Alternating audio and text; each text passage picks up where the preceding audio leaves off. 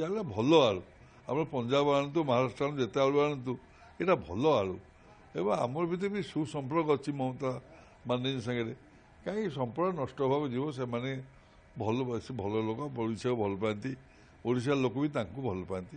ସେ ଯେଉଁ ସମାଧାନ ଭଲରେ ହେଇଗଲା, ଆଳୁ ବିରେ ହେଇଗଲା। ଏମିତି ବି କାଲକାଟା ଟିକେ ପରିସ୍ଥିତି ଭଲ ନାହିଁ, ଗୋଟେ ଗଣ୍ଡଗୋଳ ଫଣ୍ଡ ଚାଲିଛି ସେ ରାସ୍ତାର ଇଏ ଆଜିକି ଭଲ ନ୍ୟୁଜ୍।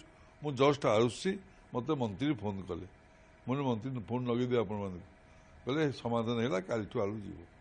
କେତେ খুশি ଆପଣ? ମୁଁ ବହୁତ খুশি। ମୁଁ ଯାଇଥିଲି, আমি জানছি, ମୁଁ ଯାଇଥିଲି।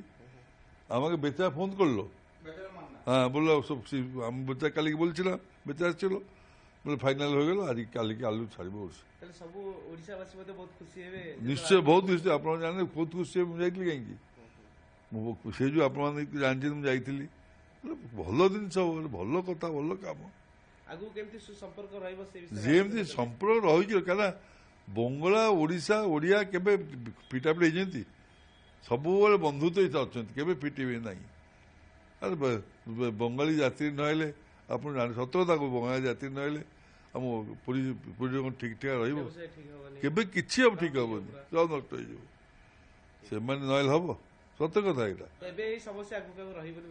ବହୁତ କେବେ ରହିବ? ସେଇଥିପାଇଁ ମୁଁ ସହିପାରିଲି, ମିଲି ତ ଯାଇଥିଲି। ମୁଁ ଯେଉଁ ଯାଇଥିଲି, ଆପଣମାନେ ଏଇଟା ଜାଣିଛନ୍ତି କହୁନାହାନ୍ତି?